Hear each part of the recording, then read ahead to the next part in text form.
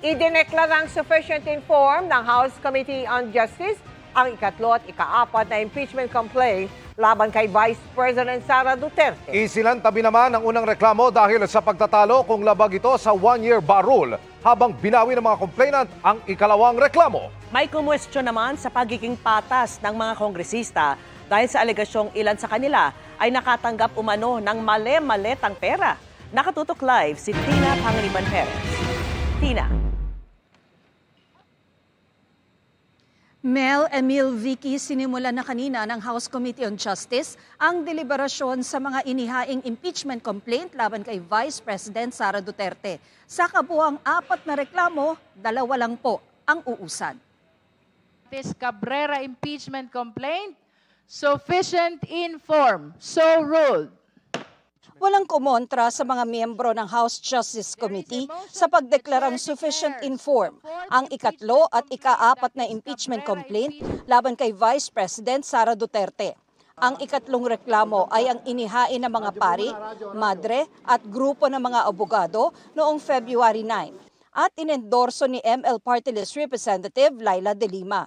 Habang ang ikaapat na reklamo naman ay ang inihain ng isang attorney Nathaniel G. Cabrera noong February 18 at inendorso ni House Committee on Human Rights Chair Benny Abante Jr. at Deputy Speaker Paulo Ortega V. Ang grounds for impeachment na isinusulong nila laban sa bise, culpable violation of the Constitution, betrayal of public trust, graft and corruption, and other high crimes. Nakabase ito sa umano'y maling paggamit ng confidential funds ng Office of the Vice President noong 2022 at 2023 at Department of Education noong 2023. Umano'y panunuhol sa mga opisyal ng DepEd. Pagkontrata sa isang gunman para umano ipapatay ang Pangulo, First Lady at dating House Speaker. Hindi pagdeklara ng lahat ng kanyang mga ari-arian sa kanyang SALN at pagsusulong ng political destabilization at sedition. The chair set aside the first impeachment complaint. Pero ang unang impeachment complaint na inihain ng iba't ibang progressive groups na inendorso ng mga kongresista mula sa Makabayan Bloc na isang tabi.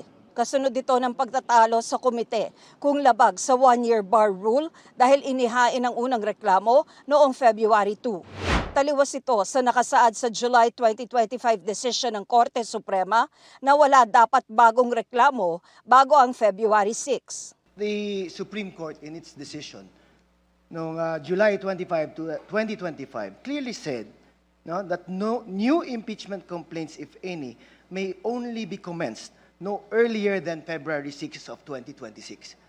Pero matapos ang inilabas na desisyon ng Korte Suprema na nagbasura with finality sa apela noon ng Kamara, sabi ng ilang mambabatas, nagbago ang pagtutuos ng one-year bar rule dahil sa binagong kahulugan ng session days. It has elapsed either February 15 or January 30. February 2 is therefore a right, correct timing to file the decision, to file the complaint. Let me emphasize the word used by the Supreme Court. May only be commenced. No? So ang punto po natin dito ay gumagamit ng bagong lengguwahe ang Supreme Court. No? The one-year bar rule, as we established earlier, in the Constitution, speaks about initiation of impeachment proceedings.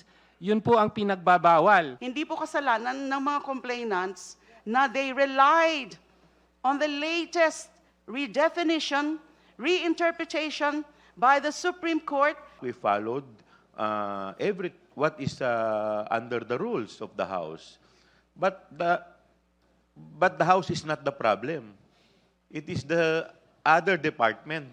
When the impeachment complaint was forwarded to the Senate, it was used. That's why we are trying to be careful. Ang ikalawa namang impeachment complaint na inihain ng ilang civil society groups at inendorso rin ni De Lima at ni Akbayan Party List Representative Percy Sandanya, binawi ng mga complainant. Yan daw ay para suportahan na lang ang third impeachment complaint nang sa gayon ay mapabilis ang proseso. tinanggap at inoprubahan ito ng komite. Sa simula ng deliberasyon ay sinagot ni Justice Committee Chairperson Representative Jervy Luistro ang mga punang nakakapagod na ang impeachment, lalo't ikalawang proceeding na ito laban sa bise at kababasura lang ng naunang laban kay Pangulong Bongbong Marcos. Some have asked, are we not tired of impeachment? But the answer, my dear colleagues, is simple. The Constitution does not get tired. The rule of law does not get tired. Accountability does not get tired. There is no option to ignore these complaints. Kunestyon naman ng isang kongresista ang kakayahan ng mga kongresistang magdesisyon ng patas dahil sa alegasyong ilan sa kanila ay nakatanggap na mga maleta ng pera. Bottom line, we have to be impartial. That's why I would like to raise this.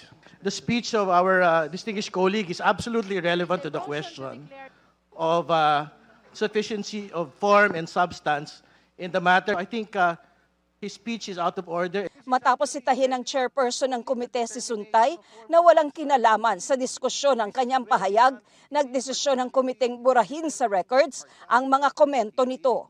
Si House Speaker Faustino D. III naman, tiniyak na hindi magiging trial by publicity ang deliberasyon ng Committee on Justice. Hindi raw niya iimpluwensyahan ng komite at sisiguruhin niyang uusad ang proseso ng naaayon sa batas at bukas sa lahat. Ipagpapatuloy ang deliberasyon ng House Committee on Justice 10 a.m. bukas para pag-usapan naman ang sufficiency in substance ng mga reklamo. Vicky? Maraming salamat sa iyo, Tina Panganiban Perez. Kaugnay sa pagdeklarang sufficient in form ng ikatlo at ikaapat na impeachment complaints, hindi raw muna magkokomento ang kampo ni Vice President Sara Duterte. Patuloy rin anilang imomonitor ang mga pagdinig at magbibigay lamang ng pahayag kung kinakailangan.